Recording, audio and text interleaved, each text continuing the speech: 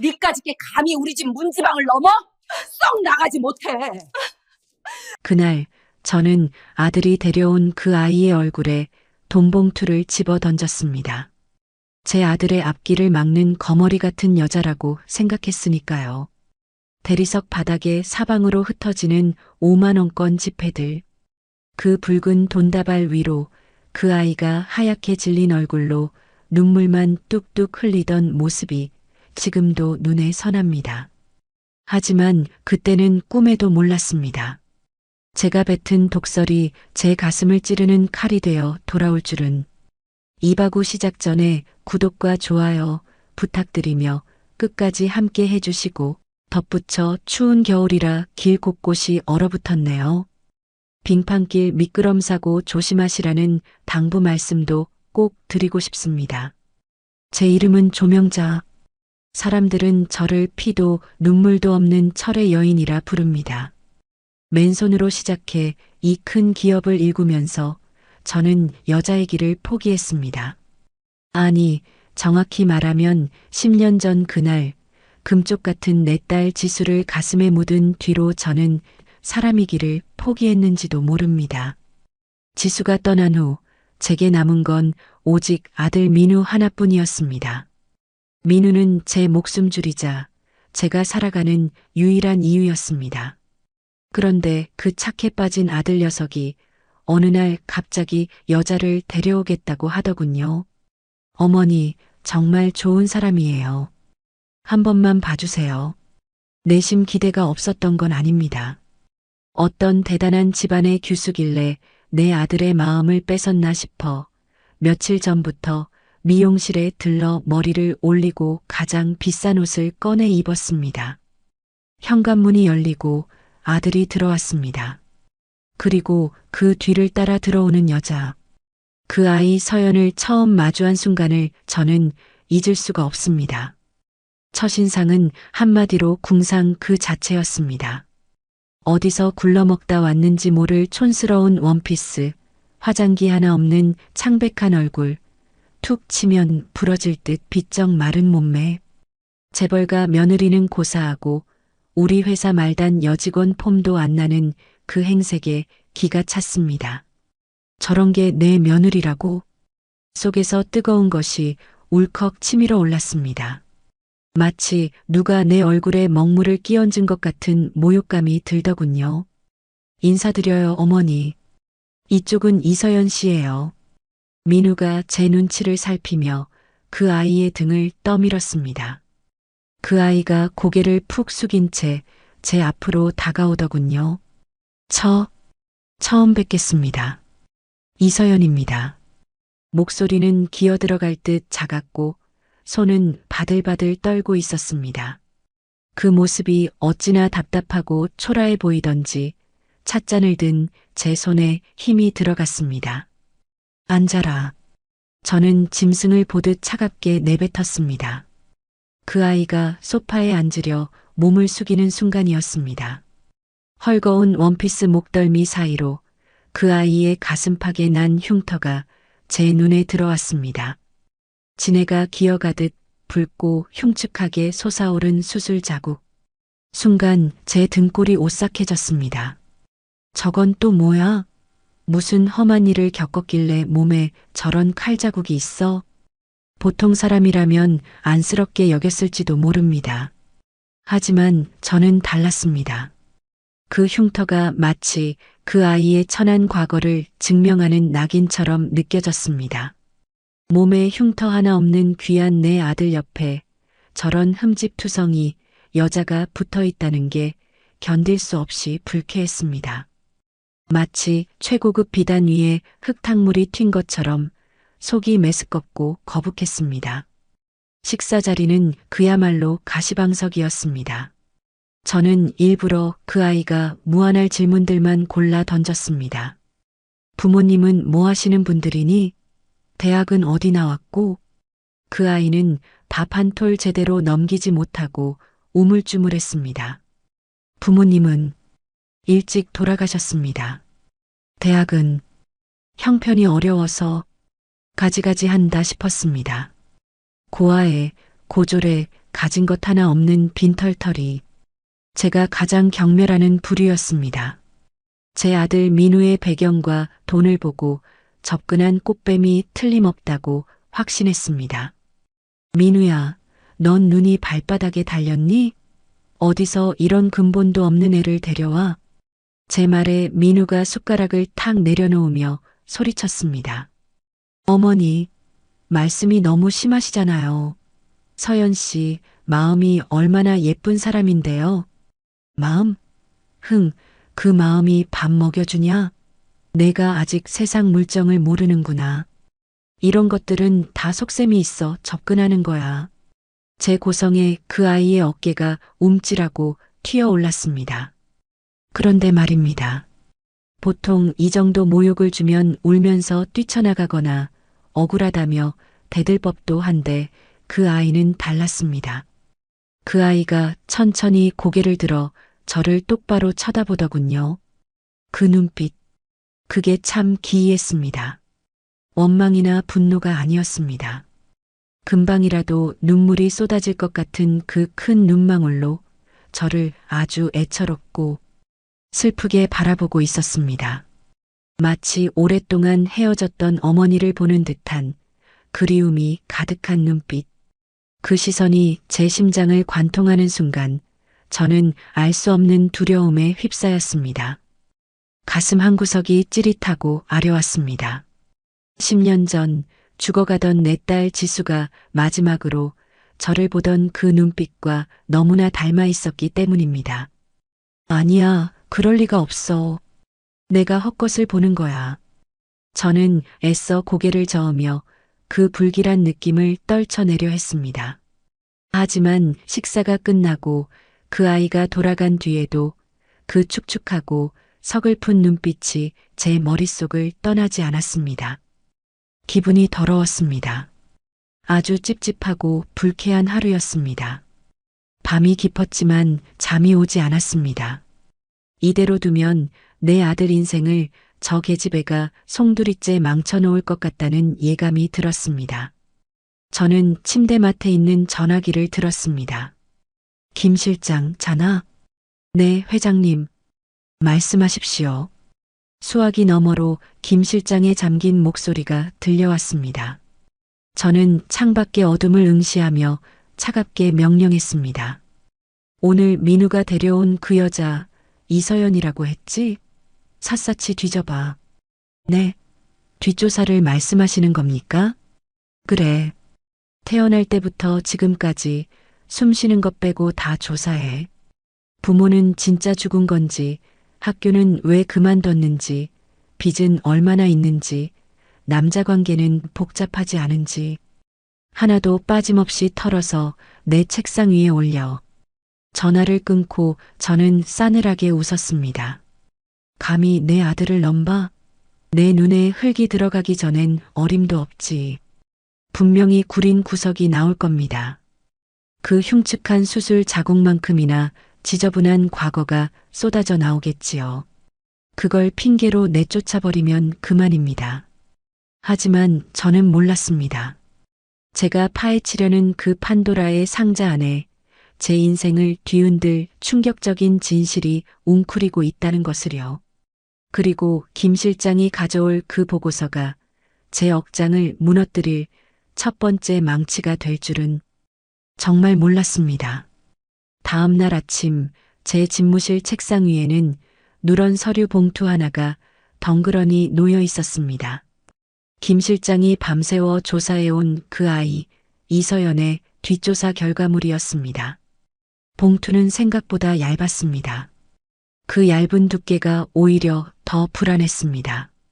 원래 진짜 무서운 진실은 구구절절한 사연이 아니라 아주 짧고 명확한 한 줄로 요약되는 법이니까요. 회장님, 보시기 전에 마음의 준비를 좀 하시는 게 좋겠습니다.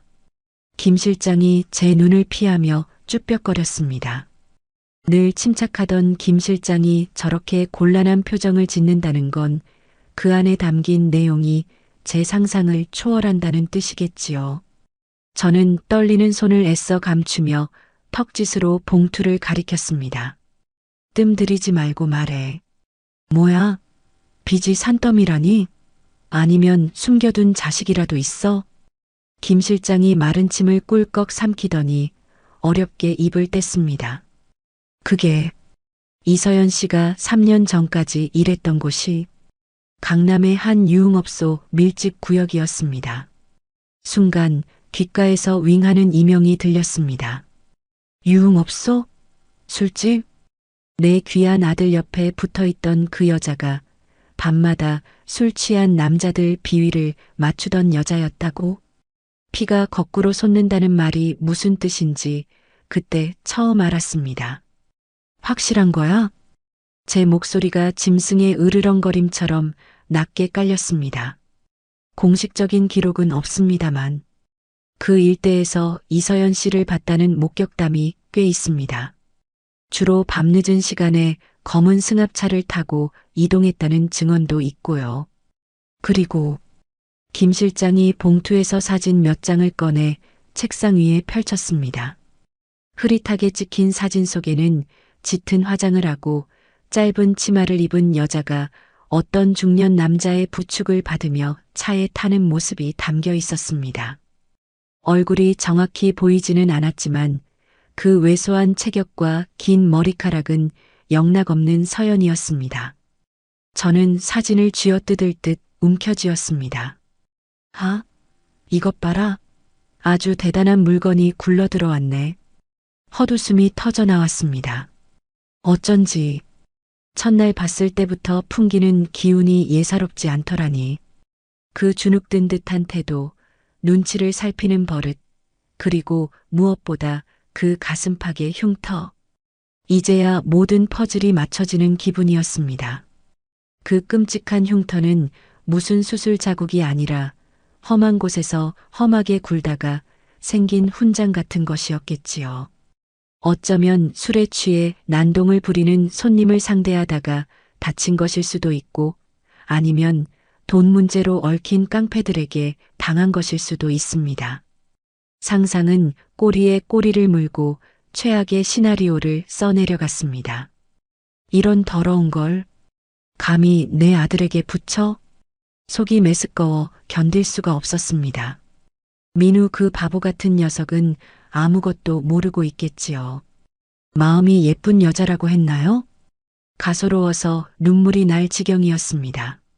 이 여자는 제 아들을 사랑한 게 아닙니다. 제 아들의 배경을, 우리 집안의 돈을 사랑한 것이지요. 신분 세탁을 해서 팔자 한번 고쳐보겠다고 작정하고 달려든 꽃뱀. 그게 바로 이서연의 본색이었습니다. 당장 민우 불러. 아니, 내 전화기 가져와. 저는 떨리는 손으로 아들에게 전화를 걸었습니다. 신호음이 몇 번 가기도 전에 아들의 밝은 목소리가 들려왔습니다. 네, 어머니. 무슨 일이세요? 저 해맑은 목소리를 듣자니 가슴이 미어지는 것 같았습니다. 제 아들은 이렇게 순진한데 세상은 어찌 이리도 악랄하단 말입니까? 민우야, 너 지금 어디니? 저 서연 씨랑 같이 있어요. 서연 씨가 어머니 드린다고 백화점에서 스카프를 고르고 있거든요. 어머니, 서연 씨가 이렇게 효심이 깊어요. 효심? 기가 막혀서 말이 안 나왔습니다. 제 돈 보고 달려든 주제의 꼴에 며느리 노릇을 하겠다? 당장이라도 소리를 지르며 그 여자 당장 떼어내 라고 말하고 싶었지만 저는 입술을 깨물며 참았습니다. 지금 말해봤자 민우는 믿지 않을 겁니다. 오히려 제가 억지를 부린다고 생각해서 그 여자 편을 들겠지요. 증거가 필요했습니다.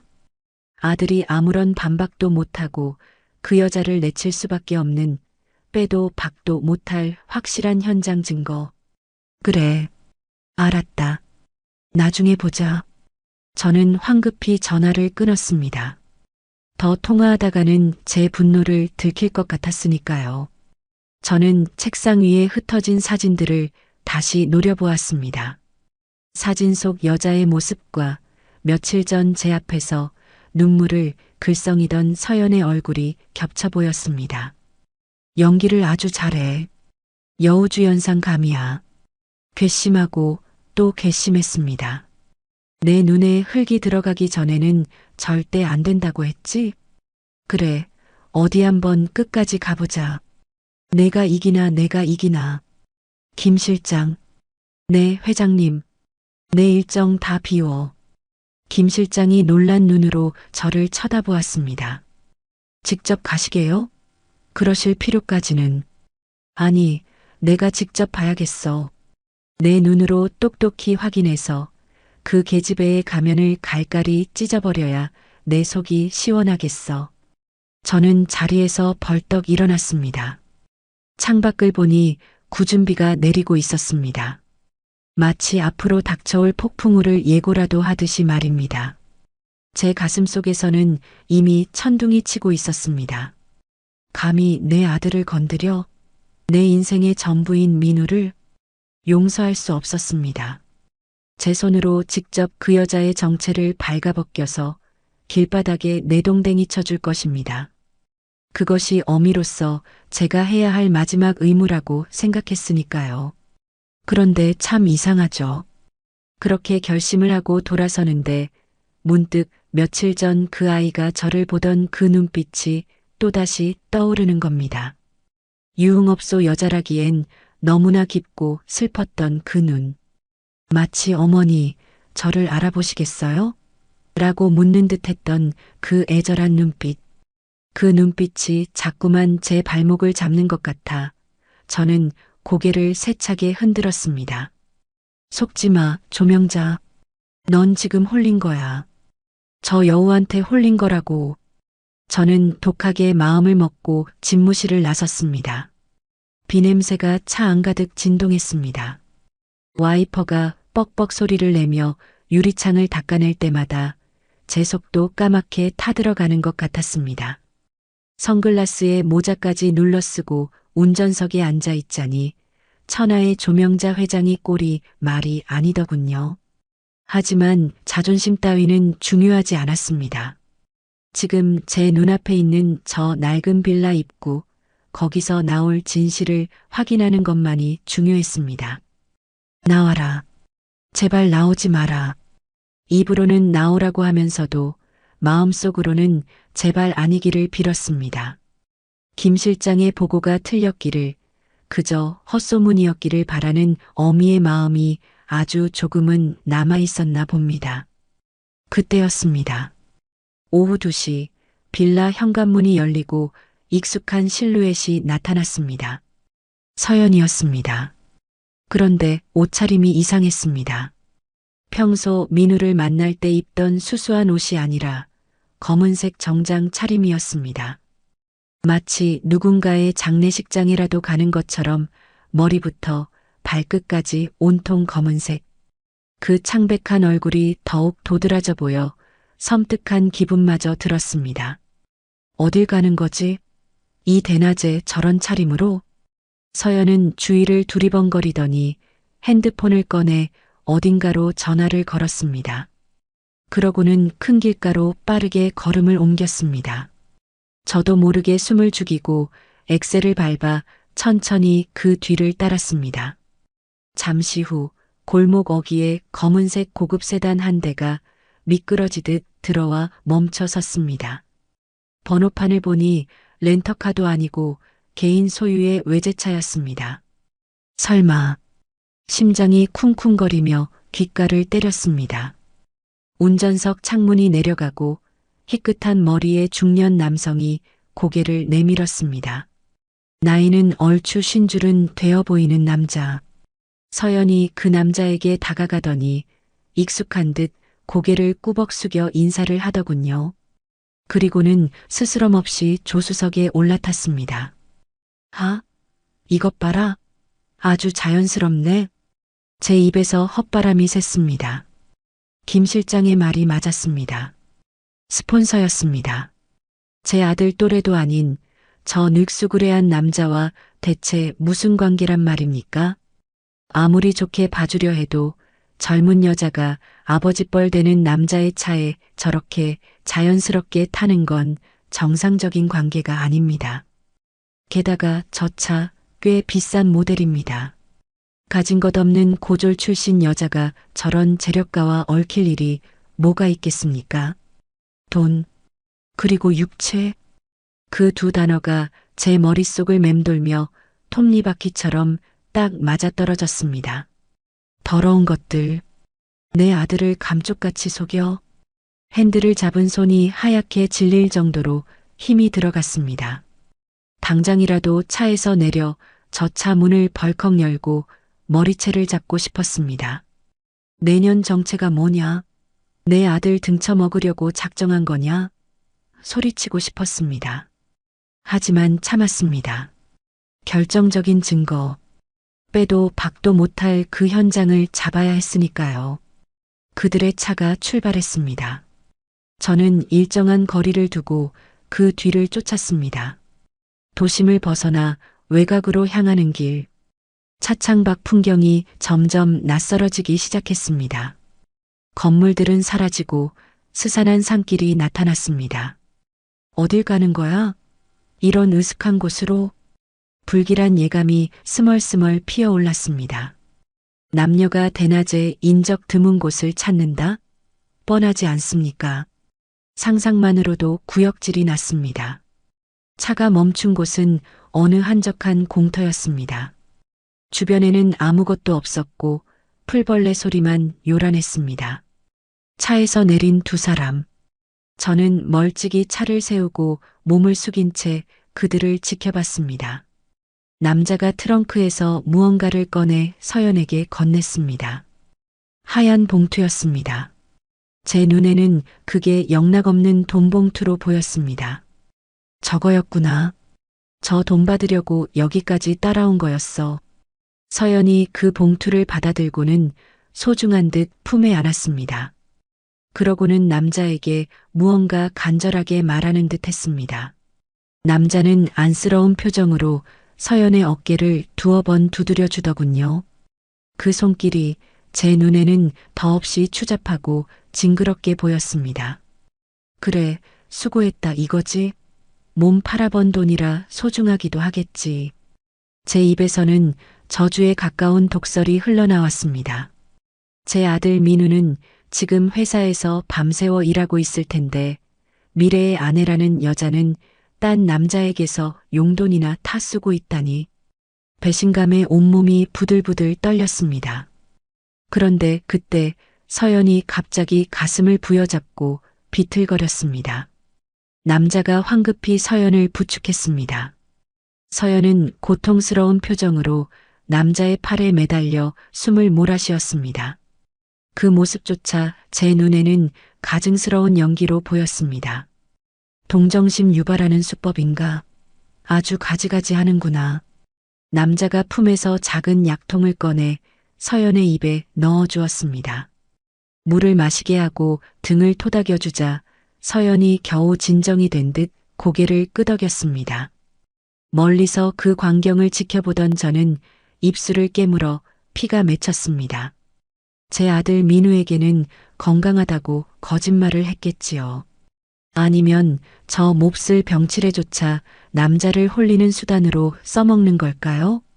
저 남자는 대체 누구길래 저렇게 지극정성으로 챙겨주는 걸까요? 단순한 스폰서가 아닌 것 같았습니다. 오랜 시간 얽히고 설킨 아주 깊고 질긴 관계처럼 보였습니다. 두고 봐라. 내년에 그 더러운 연극 오늘로 끝장내주마. 저는 카메라를 들어 그들의 모습을 찍기 시작했습니다. 남자의 품에 안겨있는 서연, 돈봉투를 받는 서연, 남자의 차에 타는 서연. 셔터를 누를 때마다 제 가슴 속에서 뭔가 툭, 툭 끊어지는 소리가 났습니다. 그건 며느리에 대한 일말의 기대였고 아들의 행복에 대한 희망이었습니다. 이제 남은 건 차가운 분노와 응징뿐이었습니다. 두 사람이 다시 차에 탔습니다. 이번에는 더 깊은 산속으로 향하는 길이었습니다. 저 길 끝에는 무엇이 있을까요? 어디가 됐든 상관없습니다. 지옥 끝까지라도 쫓아가서 그 추악한 민낯을 까발려 줄 테니까요. 엑셀을 밟는 제 발에 힘이 들어갔습니다. 빗줄기가 다시 거세지기 시작했습니다. 마치 하늘이 제 분노를 대신해 울어주는 것처럼 앞이 보이지 않을 정도로 퍼부어댔습니다. 하지만 제 눈은 오직 저 앞의 검은 세단, 그 하나의 목표물에 고정되어 있었습니다. 갈 때까지 가보자.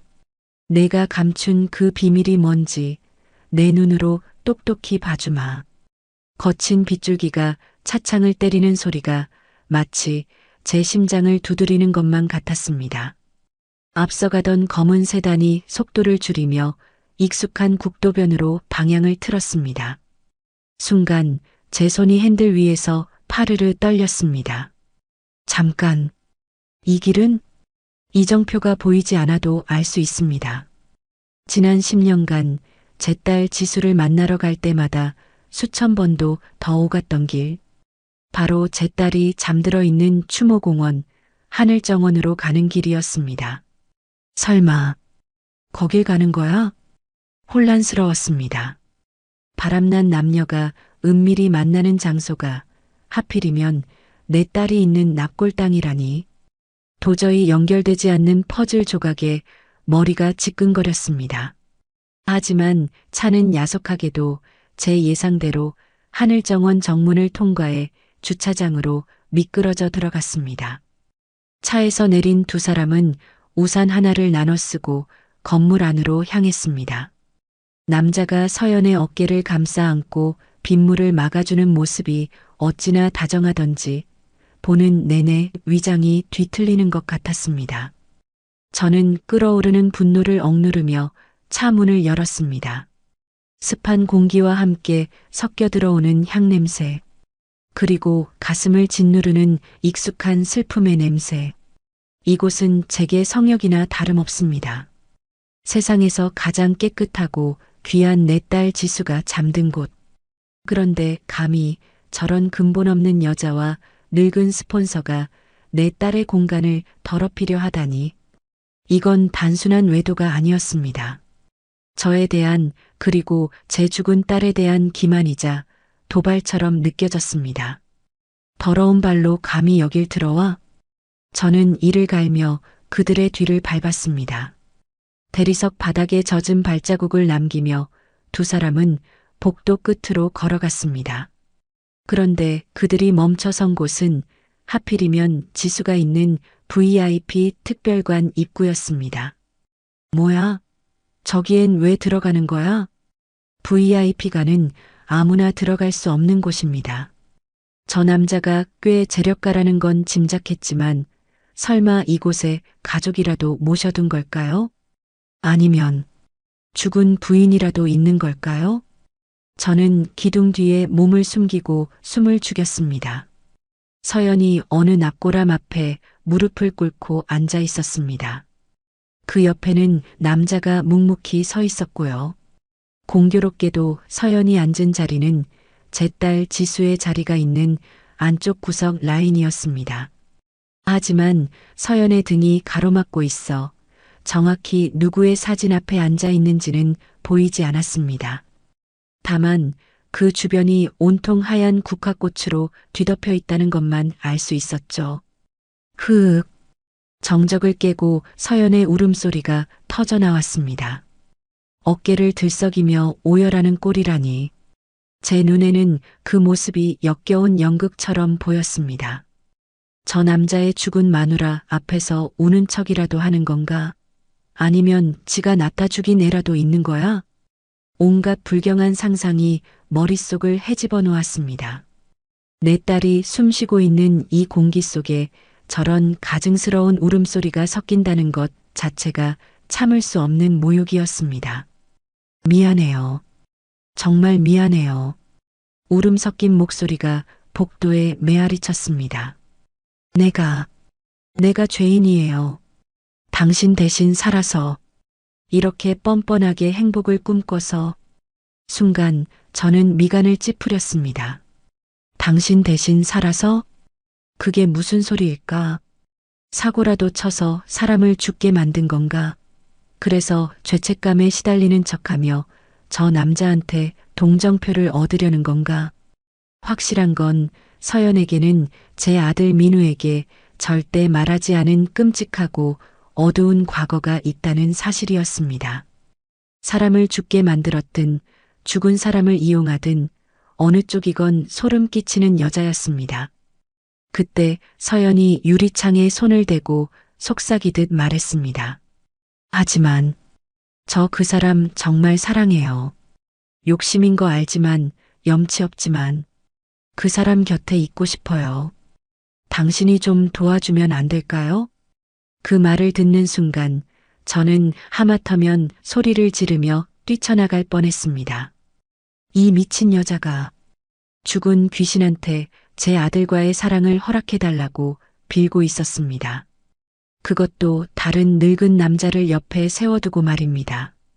이건 제 아들에 대한 모독이자 신성한 이곳에 잠든 영혼들에 대한 테러나 마찬가지였습니다. 과거의 망령을 질질 끌고 다니면서 살아있는 내 아들의 인생까지 시궁창으로 끌어들이려는 수작. 게다가 그 장소가 하필이면 내 딸 지수가 보고 있는 바로 옆이라니. 저는 억장이 무너지는 것 같았습니다. 옆에 서 있던 남자가 서연의 어깨에 손을 올리며 말했습니다. 그만 울어요, 서연 씨. 스트레스 받으면 심장이 안 좋아요. 그분도 서연 씨가 이렇게 힘들어하는 거 원치 않으실 겁니다. 박사님, 저 너무 무서워요. 이 심장이 그분을 보면 멈추질 않아요. 박사님? 심장? 저 남자가 의사였나 봅니다. 그렇다면 저 여자는 심장병이라도 앓고 있다는 건가요? 가지가지 하는구나. 근본 없는 출신에 복잡한 남자 관계에 거기다 병자라고? 하자품도 이런 하자품이 없었습니다. 언제 죽을지 모르는 시한폭탄 같은 몸뚱아리를 이끌고 내 아들에게 기생하려 들다니. 제 분노는 이제 혐오를 넘어 살이에 가까워졌습니다. 당장이라도 달려가서 서연의 머리채를 잡고 내 딸이 있는 곳에서 썩 꺼져 라고 소리치고 싶었습니다. 하지만 참았습니다. 여기서 난동을 피우면 지하에 있는 내 딸 지수가 얼마나 놀라겠습니까? 그리고 무엇보다 이렇게 감정적으로 끝낼 일이 아니었습니다. 가시죠. 여기 오래 있으면 몸에 안 좋습니다. 남자가 서연을 일으켜 세웠습니다. 서연은 비틀거리며 일어났지만 시선은 끝까지 납골함에서 떼지 못했습니다. 마치 미련이 뚝뚝 떨어지는 그 눈빛. 저는 그들이 복도 반대편으로 사라질 때까지 숨죽여 기다렸습니다. 그들이 떠나고 난 뒤 저는 천천히, 아주 천천히 그들이 머물렀던 자리로 다가갔습니다. 제 딸 지수의 납골함은 다행히 아무 일 없다는 듯 평온해 보였습니다. 하지만 그 바로 옆 혹은 그 근처 어딘가에 서연이 울다간 흔적이 남아있겠지요. 어떤 귀신에게 빌었는지는 모르겠지만 단언컨대 그 소원은 이루어지지 않을 겁니다. 이곳은 제 딸이 지키고 있는 곳이고 저는 그 딸의 어미니까요. 지수야, 엄마가 미안해. 저는 유리창 너머 딸의 사진을 쓰다듬으며 중얼거렸습니다. 저런 더러운 것들이 내 곁을 얼씬거리게 해서 정말 미안해. 엄마가 다 치워줄게. 아주 깨끗하게 소독해줄게. 납골당을 빠져나오는 제 발걸음은 들어갈 때보다 훨씬 무겁고 동시에 단호했습니다. 이제 더 이상 망설일 이유도 확인할 필요도 없었습니다. 제 손에는 서연을 단칼에 베어버릴 수 있는 명검이 쥐어진 셈이니까요. 과거, 남자, 병, 그리고 내 딸의 성역을 침범한 죄. 이것만으로도 서연은 지옥행 열차를 탄 것이나 다름없었습니다. 차에 올라타 시동을 걸며 저는 백미러에 비친 제 핏발선 눈을 보았습니다. 김 실장, 상견례 준비 확실히 해. 그리고 내일 아침 일찍 은행에 다녀와야겠다. 네, 갑자기 은행은 왜? 현금을 찾아야겠어. 아주 많이. 사람 목숨값 정도는 돼야 알아먹지 않겠니? 상견례 날.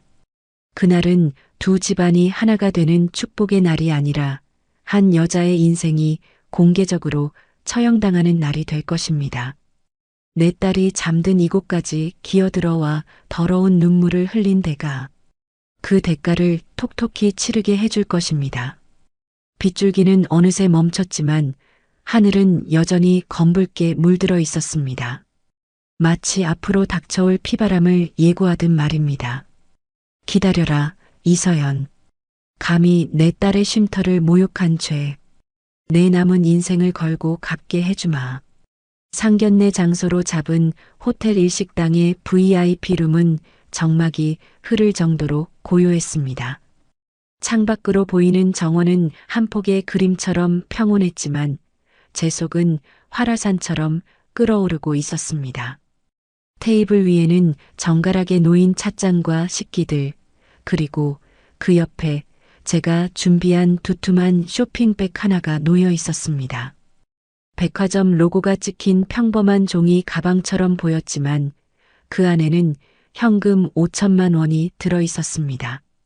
오늘 이 자리에서 한 사람의 인생을 끝장낼 제 나름의 위로금이자 퇴직금이었습니다. 회장님, 이서연 씨 도착했습니다. 김 실장의 목소리와 함께 문이 열리고 서연이 들어왔습니다. 오늘따라 유난히 단정한 베이지색 원피스를 입고 왔더군요. 화장도 곱게 하고 머리도 단정하게 빗어 넘긴 모습이 제법 단아해 보이는 것 같아 더 비위가 상했습니다. 저 가식적인 껍데기 속에 감춰진 추악한 과거를 이미 다 알고 있는데 말이죠. 어머니, 먼저 와 계셨어요? 민우 씨는 서연이 환하게 웃으며 들어오려다 제 섯을 퍼런 눈빛을 보고 멈칫했습니다. 그 아이의 시선이 제 옆에 놓인 쇼핑백에 닿았다가 다시 제 얼굴로 향했습니다. 직감적으로 무언가 잘못되었음을 느낀 눈치였습니다. 그 영악한 눈치가 마음에 들지 않아 저는 찻잔을 소리나게 내려놓았습니다. 앉아라. 민우 오기 전에 할 얘기가 있으니까. 제 목소리는 더없이 차갑고 건조했습니다. 서연은 불안한 듯 손을 만지작거리며 맞은편 의자에 조심스럽게 앉았습니다. 네. 무슨 말씀이신지. 너 어제 어디 갔었니? 제 질문에 서연의 동공이 심하게 흔들렸습니다. 네. 어제는 그냥 집에. 거짓말. 제가 버럭 소리를 지르자 서연이 어깨를 움츠렸습니다. 집에 있었다고? 내가 내 눈으로 똑똑히 봤는데도 거짓말을 해? 비 내리는 산속 그 으스스한 납골 땅에서 내가 무슨 짓을 했는지 내가 모를 줄 알았니? 서연의 얼굴에서 핏기가 싹 가셨습니다. 입술이 파르르 떨리며 아무 말도 하지 못하더군요. 그 침묵이 저에게는 긍정의 표시이자 죄인의 자백처럼 느껴졌습니다. 그걸 보셨어요? 그래, 봤다. 아주 가관이더구나. 늙은 남자 팔짱을 끼고 내 딸이 잠든 그 신성한 곳에까지 기어들어가서 눈물쇼를 벌이는 꼴이라니. 저는 비웃음을 흘리며 말을 이었습니다. 누구니? 그 늙은 남자가 내 스폰서니? 아니면 그 납골 땅에 숨겨둔 내 자식이라도 있는 거니? 아니에요. 어머니, 오해세요. 그분은. 닥쳐. 어디서 그따위 변명을 늘어놓으려 해. 저는 쇼핑백을 들어 테이블 위에 쾅 내려놓았습니다. 묵직한 소리가 방안을 울렸습니다. 이 안에 5천이다. 내 아들 인생에서 사라져주는 대가치고는 꽤 후한 금액일 거다.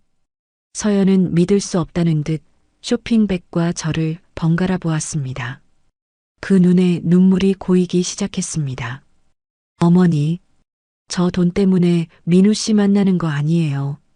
저 정말 민우 씨 사랑해요. 그리고 어제 그 일은 제가 설명해 드릴 수 있어요. 제발 제 말 좀 들어주세요. 사랑? 지나가던 개가 웃겠다. 내가 사랑하는 건 내 아들이 아니라 내 아들의 배경이겠지. 아니면 저 늙은 남자한테 뜯어낼 게 없으니 젊고 돈 많은 호구 하나 물어서 팔자 고쳐보려는 거 아니니? 저는 자리에서 일어나 쇼핑백을 뒤집었습니다. 후두둑 마이너스 5만원권 지폐 뭉치들이 폭포수처럼 쏟아져 내렸습니다. 테이블 위로 그리고 바닥으로 흩어지는 돈다발들. 서연은 그 돈벼락을 맞으며 멍하니 앉아 있었습니다. 그 모습이 어찌나 처량하고 볼품없던지 속이 다 시원하면서도 한편으로는 묘한 불쾌감이 치밀어 올랐습니다. 주워. 그리고 당장 꺼져. 내 눈에 흙이 들어가기 전엔 너 같은 근본 없는 물건 절대 내 며느리로 못 받아들여. 어머니. 서연이 바들바들 떨며 자리에서 일어났습니다. 저는 그 아이가 바닥에 떨어진 돈을 주울 거라고 생각했습니다. 보통의 꽃뱀이라면, 아니 자존심이 상한 여자라면 돈을 집어 던지거나 챙겨서 나갔겠지요. 하지만 서연은 달랐습니다.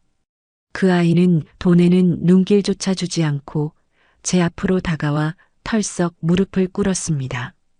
잘못했습니다. 제가 부족한 거 알아요. 어머니 마음에 안 드시는 것도 알고요.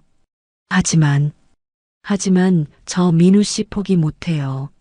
저 민우 씨 없으면 안 돼요. 서연이 제 다리를 붙잡고 매달렸습니다. 그 손의 감촉이 소름 끼치게 싫었습니다. 마치 더러운 오물이 묻은 것 같아 저는 반사적으로 발을 빼며 그 아이를 밀어냈습니다. 이거 안 나? 어디서 더러운 손을 대? 그때였습니다. 밀려난 서연이 중심을 잃고 바닥에 쓰러지더니 갑자기 왼쪽 가슴을 움켜쥐고 헐떡이기 시작했습니다. 얼굴이 백지장처럼 하얗게 질리고 이마에 식은 땀이 비 오듯 쏟아졌습니다. 숨을 제대로 쉬지 못해 쌕쌕거리는 소리가 거칠어졌습니다. 마치 금방이라도 숨이 넘어갈 듯한 모습이었습니다. 순간 덜컥 겁이 났지만 곧바로 냉정한 이성이 돌아왔습니다. 쉬하지 마. 어디서 아픈 척 연기야? 납골당에서도 그러더니 분리할 때마다 써먹는 수법인가 봅니다. 일어나. 너 그따위 삼류 연기로 내 마음 돌릴 수 있을 것 같니? 심장이 아파? 그래, 아주 가지가지한다. 몸까지 성취하는 주제에 감히 누굴 넘봐? 저는 싸늘하게 그 아이를 내려다보았습니다. 고통스러워하는 며느리, 아니 저 사기꾼을 보면서도 제 마음에는 동정심 한 조각 일어나지 않았습니다. 오히려 저 뻔뻔함에 치가 떨릴 뿐이었습니다. 약 먹을 시간이라도 된 거냐? 어제 그 남자가 주던 약, 그거 마약 아니니? 약쟁이 흉내까지 내면서 동정표 얻으려고 하지 마라. 역겨우니까. 서연은 대답조차 하지 못한 채 바닥에 흩어진 돈다발 위를 뒹굴며 신음했습니다. 손톱으로 카펫을 긁으며 고통을 참아내는 모습이 꽤나 리얼했지만 저는 눈 하나 깜짝하지 않았습니다. 이 모든 게 저를 속이기 위한 치밀한 각본이라고 믿었으니까요. 경고하는데 민우한테 허튼 소리 하면 그땐 돈이 아니라 법으로 해결할 거야. 쥐도 새도 모르게 매장당하고 싶지 않으면 오늘부로 깨끗이 떨어져 나가. 저는 핸드백을 챙겨 들고 문 쪽으로 향했습니다. 뒤에서 서연의 가느다란 목소리가 들려왔습니다. 어머니, 제발, 이 심장, 제 심장이 듣기 싫다. 그 심장이 뭐 터지기라도 한다니? 그럼 차라리 터져서 죽어버려. 그게 내 아들을 위한 길이다. 저는 뒤도 돌아보지 않고 문을 열었습니다. 복도에는 직원들이 놀란 눈으로 서 있었지만 저는 당당하게 고개를 들고 걸어 나갔습니다. 승리감이 온몸을 감쌌습니다. 드디어 해냈습니다. 그 지긋지긋한 거머리를 떼어냈습니다. 이제 민우가 와서 저 꼴을 보면 정이 뚝 떨어지겠지요. 돈다발 위에 쓰러져 헐떡이는 여자. 누가 봐도 돈에 미쳐서 발악하는 모습으로 보일 테니까요. 엘리베이터 버튼을 누르는데 갑자기 손끝이 미세하게 떨려왔습니다. 왜일까요? 방금 전 고통 속에 일그러진 서연의 얼굴에서 스치듯 보았던 그 눈빛. 원망도 분노도 아닌 말로 형용할 수 없는 그 깊은 슬픔이 자꾸만 마음에 걸렸습니다. 어머니, 제발. 이 심장이. 마지막에 그 아이가 하려던 말이 무엇이었을까요? 단순히 아프다는 말이었을까요? 아니면 뭔가 다른 의미가 있었던 걸까요? 아니야, 신경 쓸 것 없어. 다 연기야. 조명자, 정신 차려. 넌 오늘 아주 잘한 거야. 엄마로서 당연한 일을 한 거라고. 저는 스스로에게 최면을 걸 듯 되뇌었습니다. 하지만 가슴 한구석이 묵직하게 내려앉는 기분은 지울 수가 없었습니다. 마치 돌이킬 수 없는 강을 건넌 것 같은 서늘하고 불길한 예감. 그 예감이 현실이 되어 제 목을 조여오는 건 불과 몇 분 뒤의 일이었습니다. 엘리베이터 문이 열리고 1층 로비에 도착했을 때였습니다. 저만 치서 꽃다발을 들고 뛰어오는 아들 민우의 모습이 보였습니다. 어머니, 해맑게 웃으며 달려오는 아들을 보며 저는 억지로 미소를 지었습니다. 민우야. 왔니? 네, 늦어서 죄송해요. 서연 씨는요? 위에 있죠?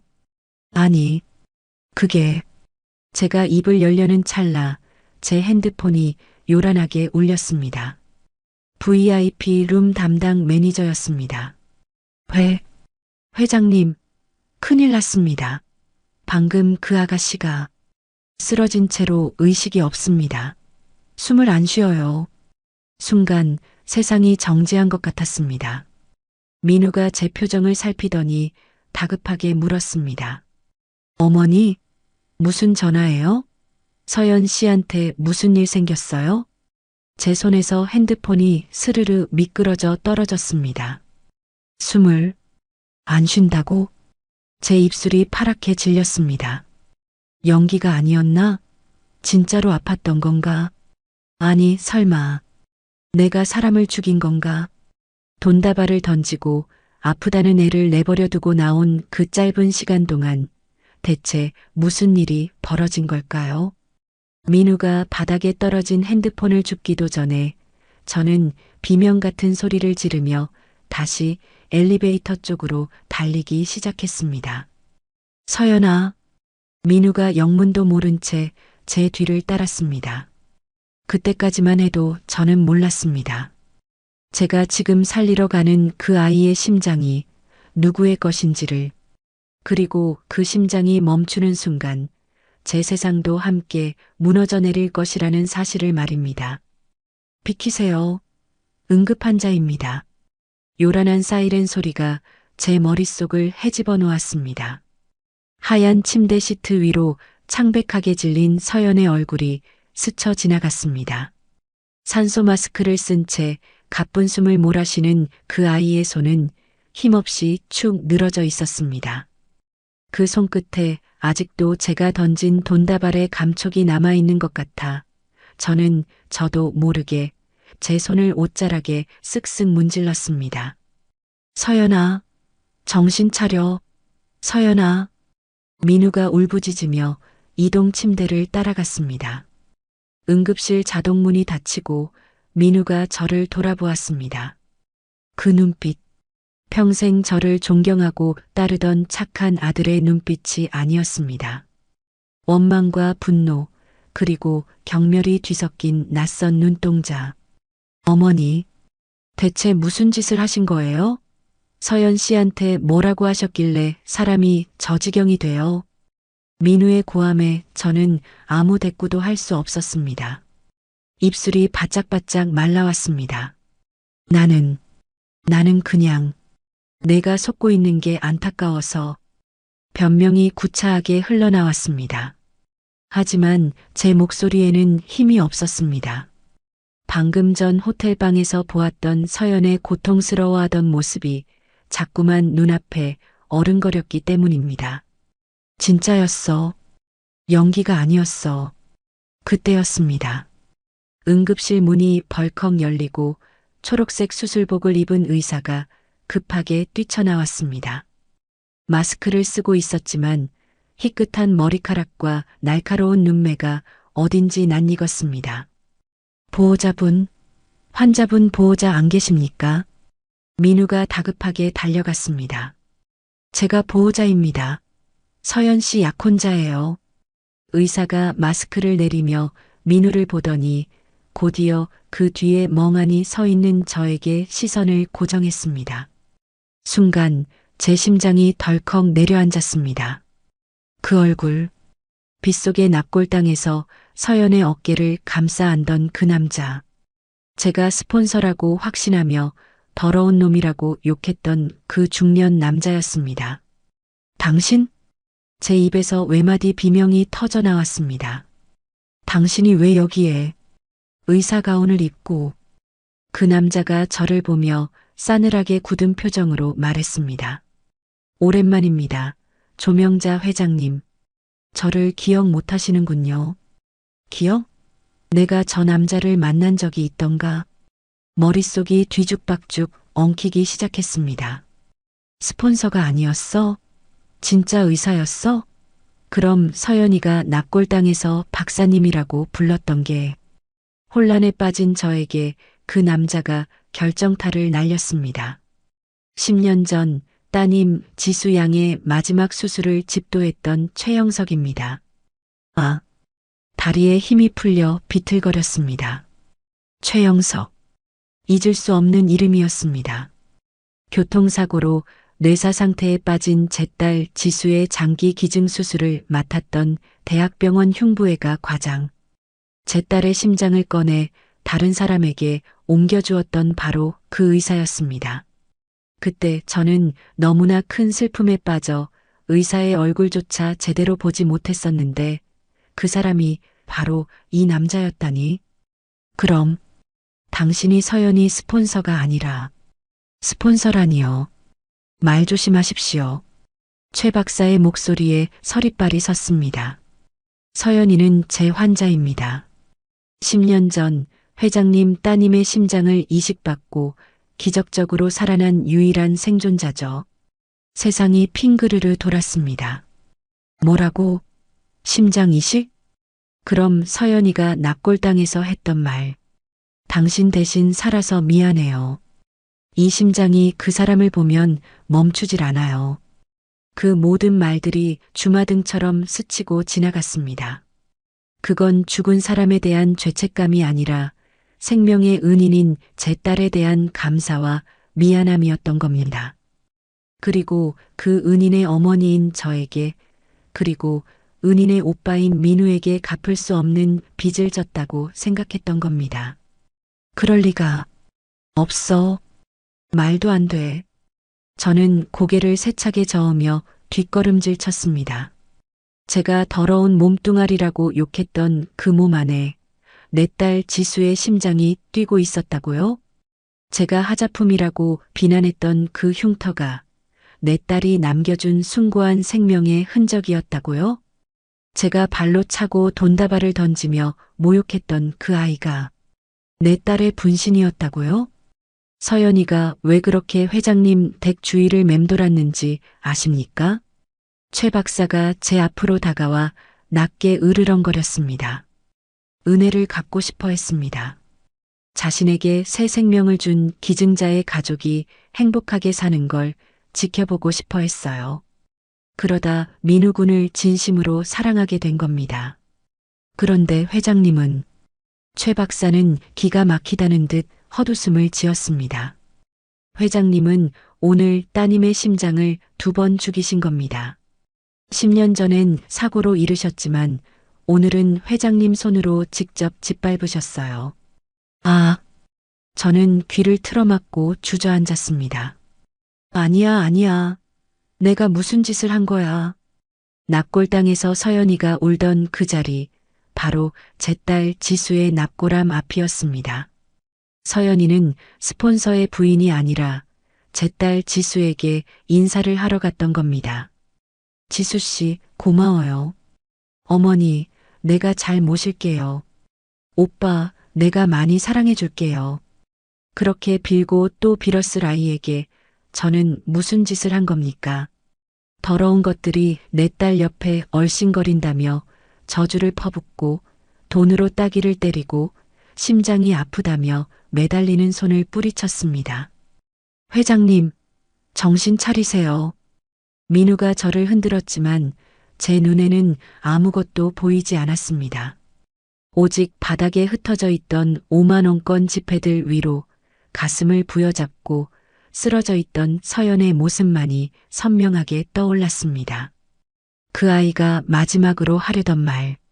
어머니, 제발. 이 심장이. 그건 살려달라는 비명이 아니었습니다. 어머니, 저예요. 지수예요. 어머니가 그토록 그리워하던 딸이 여기 있어요. 그 애절한 외침을 저는 제 손으로 끊어버린 겁니다. 서연이 지금 어떤가요? 민우가 울먹이며 최 박사에게 매달렸습니다. 최 박사는 깊은 한숨을 내쉬며 수술실 쪽을 바라보았습니다. 쇼크가 심합니다. 이식 거부 반응일 수도 있고 극심한 스트레스로 인한 걸 수도 있어요. 장담할 수 없습니다. 마음의 준비 하셔야 할지도 모릅니다. 마음의 준비. 그 말이 사형 선고처럼 들렸습니다. 제가 죽였습니다. 10년을 하루같이 그리워했던 내 딸을 제 손으로 다시 죽였습니다. 천하의 조명자가 돈이면 다 되는 줄 알았던 오만한 어미가 결국 제 자식의 심장에 칼을 꽂았습니다. 지수야, 지수야. 제 입에서 짐승 같은 울음이 터져 나왔습니다. 병원 바닥에 이마를 찌우며 통곡했습니다. 제발 살려주세요. 하느님, 부처님, 제발 저 아이만 살려주세요. 제 전 재산을 다 내놓아도 좋습니다. 제 목숨을 가져가셔도 좋습니다. 제발 내 딸의 심장이 다시 뛰게만 해주세요. 디, 디, 디. 규칙적인 심전도 모니터 소리만이 감옥 같은 정막을 채우고 있었습니다. 중환자실 유리창 너머 온갖 튜브를 주렁주렁 매달고 누워있는 서연의 모습은 마치 부서진 인형 같았습니다. 저는 그 유리창에 이마를 대고 사흘 밤낮을 망부석처럼 서 있었습니다. 화장기 없는 푸석한 얼굴, 헝클어진 머리, 며칠째 갈아입지 못한 구겨진 옷. 천하의 조명자 회장의 위엄은 온데간데였고 그저 죄 많은 늙은 어미 하나만이 그곳에 있었습니다. 지수야, 서연아, 제발.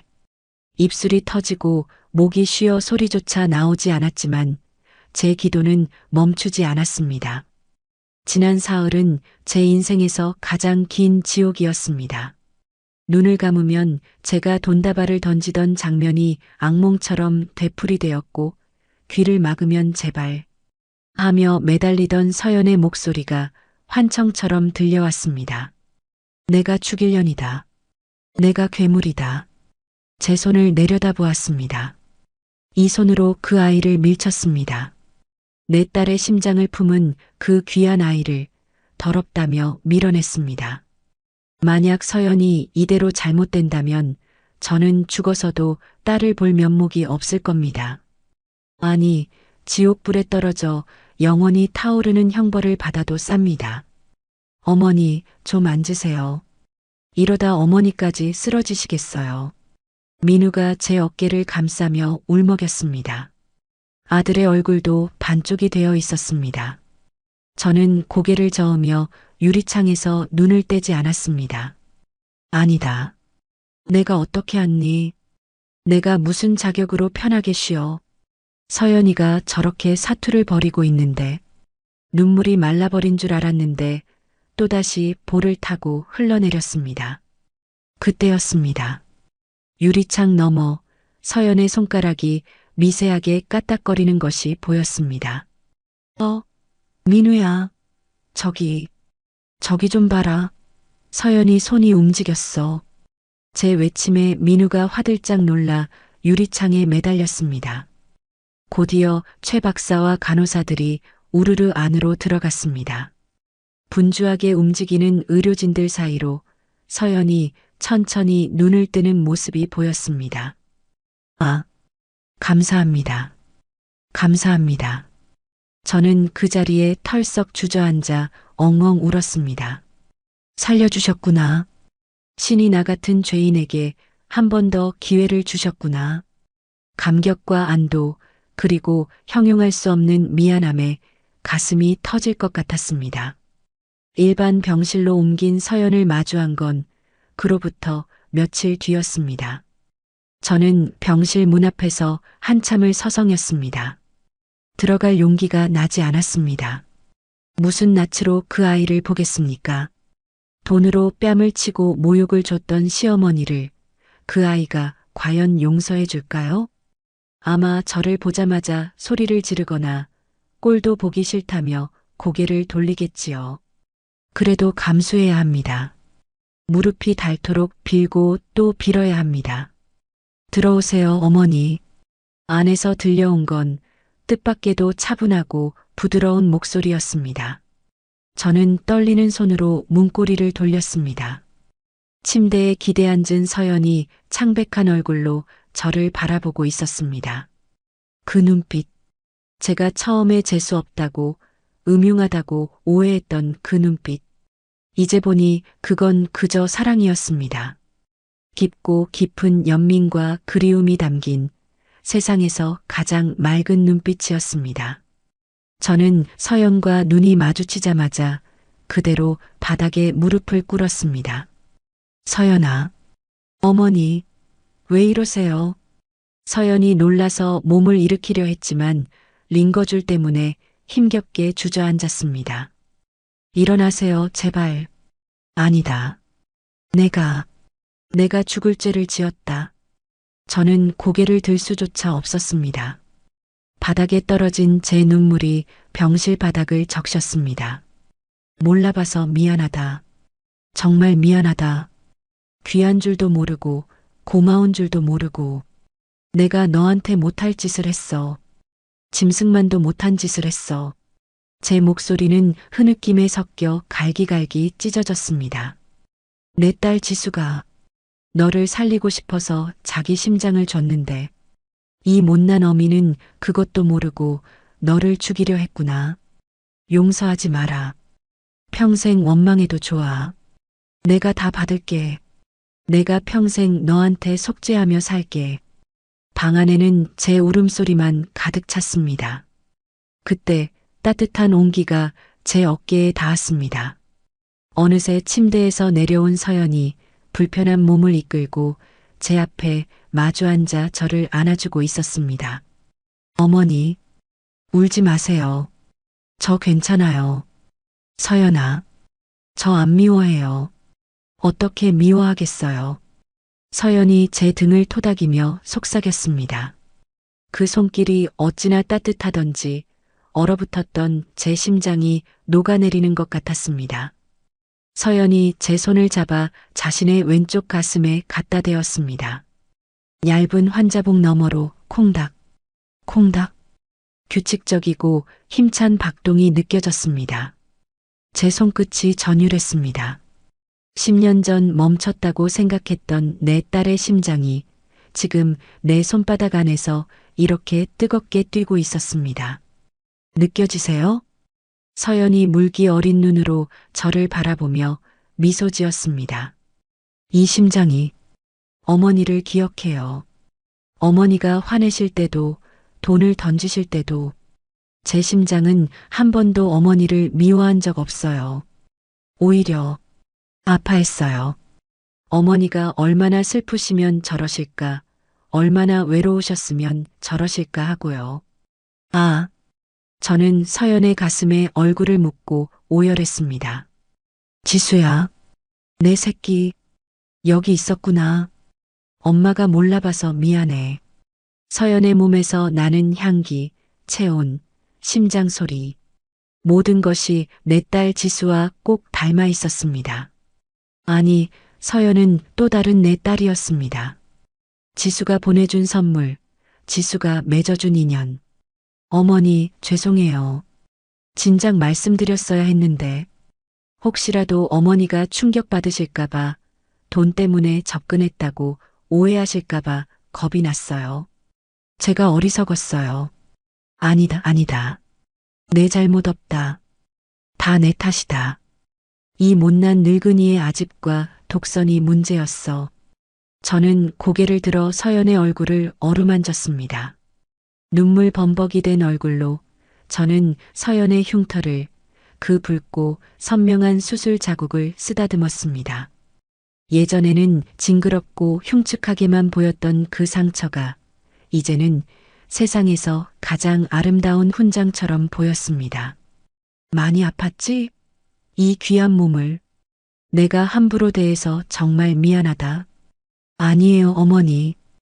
이제 안 아파요. 어머니가 이렇게 안아주시니까 하나도 안 아파요. 우리는 그렇게 한참을 서로 끌어안고 울었습니다. 민우가 들어와 그 모습을 보고 함께 눈물을 훔쳤습니다. 차가운 병실 공기가 훈훈한 온기로 가득 채워졌습니다.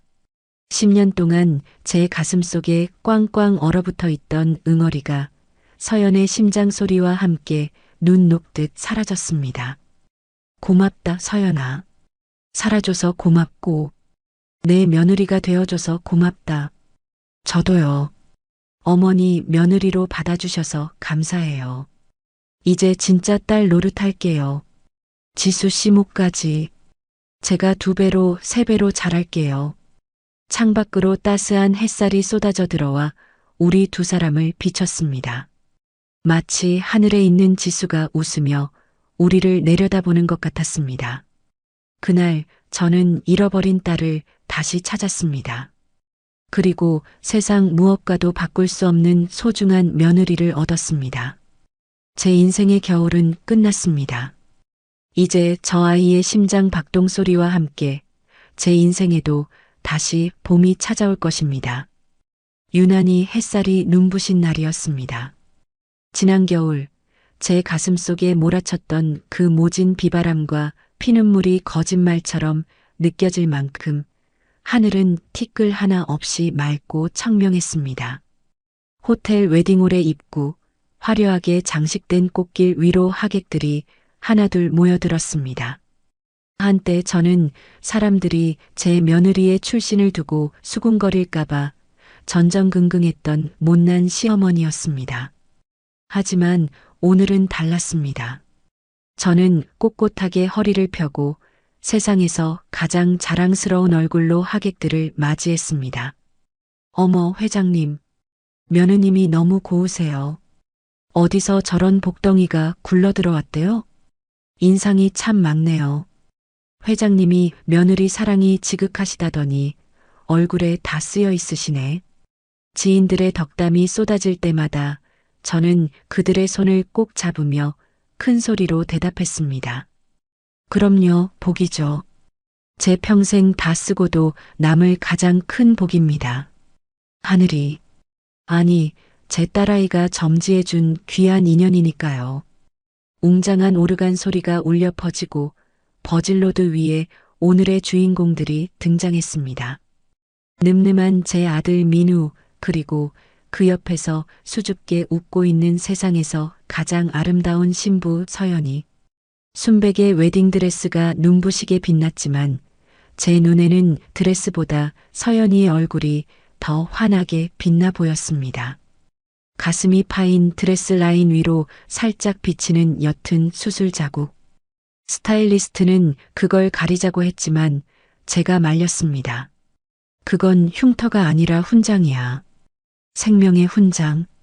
부끄러워할 것 없다. 제 말에 활짝 웃던 서연이의 미소가 떠올라 혼주석에 앉은 제 눈시울이 뜨거워졌습니다. 부모님께 인사하는 순서. 서연이가 제 앞에 와서 큰 절을 올리고 저를 올려다보았습니다. 그 눈에 그렁그렁 맺힌 눈물을 보자 참았던 제 눈물도 툭 터지고 말았습니다. 저는 서연이의 손을 꽉 잡았습니다. 따뜻했습니다. 이용기. 10년 전 차갑게 식어가던 딸의 손을 놓으며 느꼈던 그 절망적인 차가움이 이제는 뜨거운 생명의 온기로 다시 제 손에 쥐어져 있었습니다. 고맙다. 내 며느리가 되어줘서 고맙고 살아줘서 고맙다. 말하지 않아도 제 마음이 전해졌는지 서연이가 눈물 속에서 환하게 웃어 보였습니다.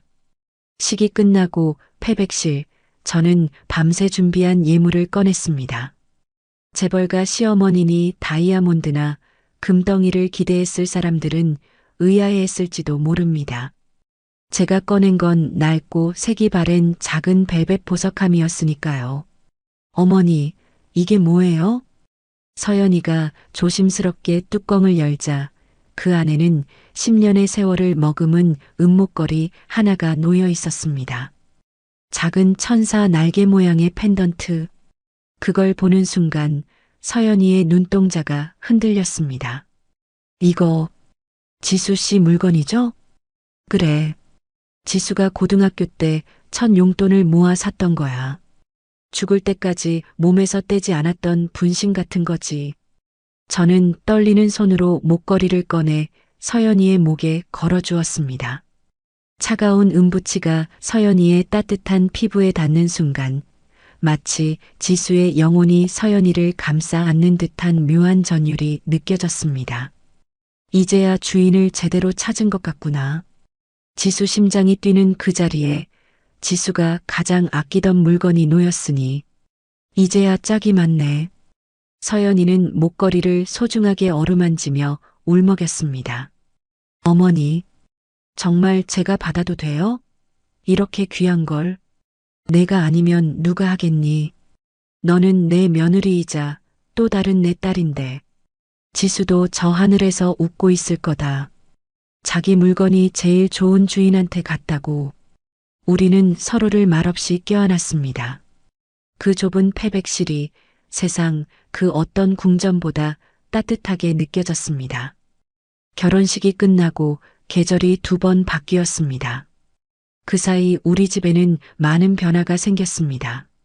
정막만 감돌던 대저택에는 이제 사람 사는 온기가 돕니다. 서연이는 아침마다 제 방에 들어와 커튼을 걷으며 어머니, 안녕히 주무셨어요? 라고 묻습니다. 그 명랑한 목소리는 10년 전 지수의 목소리와 너무나 닮아 있어 저는 가끔 잠결에 지수야 라고 대답하곤 합니다. 그러면 서연이는 당황하는 대신 빙긋 웃으며 제 곁에 앉아 어깨를 주물러 줍니다. 어느 날 오후 서연이가 거실에서 사과를 깎고 있었습니다. 그런데 껍질을 끊지 않고 길게 아주 얇게 깎아내려가는 그 손놀림이 지수와 똑같았습니다. 심지어 콧노래를 흥얼거리는 버릇까지도요. 서연아, 내 어머니, 너, 그 노래 어디서 배웠니? 이거요? 글쎄요. 그냥 저도 모르게 흥얼거리게 되네요. 왜요? 듣기 싫으세요? 아니야. 듣기 좋아서 그래. 계속 불러주렴. 저는 돌아서서 몰래 눈물을 훔쳤습니다. 의학적으로는 설명할 수 없는 일이라지만 저는 믿습니다. 심장에는 기억이 있다는 것을요. 제 딸 지수의 영혼 조각들이 서연이의 몸 구석구석에 스며들어 저를 위로하고 있다는 것을요. 그러니 제가 어떻게 이 아이를 사랑하지 않을 수 있겠습니까? 화창한 가을날 우리는 납골 땅을 찾았습니다. 그날처럼 비가 억수같이 쏟아지던 날이 아니라 코스모스가 한들거리는 따뜻한 오후였습니다. 서연이는 자신이 좋아한다던 하얀 국화 대신 지수가 생전에 가장 좋아했던 붉은 장미 한 다발을 품에 안고 있었습니다. 민우는 짐을 들고 뒤따르고 저와 서연이는 팔짱을 끼고 천천히 언덕을 올랐습니다. 지수야, 나왔어. 그리고 어머니도 오셨어. 서연이가 납골함 앞에 꽃을 내려놓으며 밝게 인사했습니다. 유리창 속 앳된 얼굴의 지수가 환하게 웃고 있었습니다. 예전에는 저 사진만 보면 가슴이 미어지고 숨이 턱턱 막혀 차마 똑바로 쳐다보지도 못했는데 오늘은 이상하게 마음이 편안했습니다. 마치 지수가 엄마 잘했어. 이제야 엄마 얼굴이 좋아 보이네. 그 언니, 내가 보낸 선물이야. 라고 조잘되는 것 같았습니다. 지수야, 보고 있니? 저는 유리창에 손을 대고 속삭였습니다. 유리창의 차가운 감촉이 손끝에 닿았지만 마음만은 따뜻했습니다. 내가 데려온 내 언니, 엄마가 이제 많이 아껴주고 있어. 내가 못다한 효도 이 언니가 다 하고 있으니까 걱정 마라. 거기서는 아프지 말고 친구들이랑 재밌게 놀고 있어. 엄마는 이제 안 올 거야. 그리고 덧붙였습니다. 고맙다, 내 딸. 엄마를 혼자 두지 않으려고. 이렇게 귀한 인연을 보내줘서 정말 고맙다. 엄마는 이제 외롭지 않아. 서연이가 제 옆으로 다가와 제 손을 꼭 잡았습니다. 그 손바닥을 통해 전해지는 온기, 그리고 맞잡은 손목의 맥박을 통해 전해지는 미세한 진동. 쿵, 쿵, 쿵. 그건 서연이의 심장 소리이자 지수의 심장 소리였습니다. 두 개의 생명이 하나가 되어 뛰는 기적의 소리. 죽음이 갈라놓은 줄 알았던 모녀의 인연이 이렇게 다른 모습으로 다시 이어져 있었습니다. 돌아오는 차 안, 창밖으로 붉은 노을이 강물처럼 흐르고 있었습니다. 저는 문득 지난날의 제 모습을 떠올려 보았습니다. 돈이 최고라고 믿었던 날들, 사람을 급으로 나누고 경멸했던 오만한 날들, 딸을 잃은 슬픔을 도끼로 바꿔 품고 살았던 10년의 세월. 그 모든 것이 주마등처럼 스쳐 지나갔습니다. 그 어리석음이 얼마나 부질없는 것이었는지 이제는 압니다. 진정한 부는 통장에 찍힌 숫자가 아니라 내 곁에서 심장이 뛰는 사람을 안아줄 수 있는 그 따뜻한 체온이라는 것을요. 서연이가 운전석에서 백미러로 저를 보며 물었습니다. 어머니, 뭐 드시고 싶은 거 없으세요? 오늘 저녁은 제가 솜씨 좀 부려볼게요. 글쎄다. 우리 며느리가 해주는 된장찌개나 먹을까? 두부 많이 넣어서. 네. 지수 씨가 두부 좋아했다고 하셨죠? 아주 듬뿍 넣어서 끓여드릴게요. 차창 밖으로 스쳐 지나가는 풍경들이 더 이상 쓸쓸해 보이지 않았습니다. 길가에 핀 이름 모를 꽃들도 저무는 태양도 모두 저에게 축복을 보내는 것 같았습니다. 비록 제 딸 지수는 곁에 없지만 그 아이는 사라진 게 아닙니다. 서연이의 가슴 속에서, 제 기억 속에서, 그리고 우리 가족의 저녁 식탁 위 웃음소리 속에서 여전히 살아 숨쉬고 있으니까요. 가끔은 그리움에 사무쳐 밤잠을 설칠 날도 있겠지요. 비 오는 날이면 문득 딸의 빈자리가 커 보여 가슴을 칠 날도 있을 겁니다. 하지만 그럴 때마다 저는 서연이의 가슴에 귀를 기울일 겁니다. 그 힘찬 박동 소리가 저에게 이렇게 말해줄 테니까요. 엄마, 나 여기 있어. 우린 영원히 함께야. 사랑해, 엄마. 그날 찢어진 편지는 다시 붙지 않겠지만 찢어진 제 마음은 이 아이의 사랑으로 촘촘하게 꿰매어졌습니다. 남겨진 국화 한 송이처럼 시들어가던 제 인생에 다시 붉은 장미꽃이 피었습니다. 이 심장이 뛰는 한 저는 서연이를 그리고 내 딸 지수를 영원히 사랑할 것입니다. 오늘의 이바구는 여기까지입니다. 끝까지 함께 해주셔서 감사드리며 구독과 좋아요 눌러주시면 놀라운 인생 사연들을 누구보다 먼저 무료로 만나보실 수 있습니다.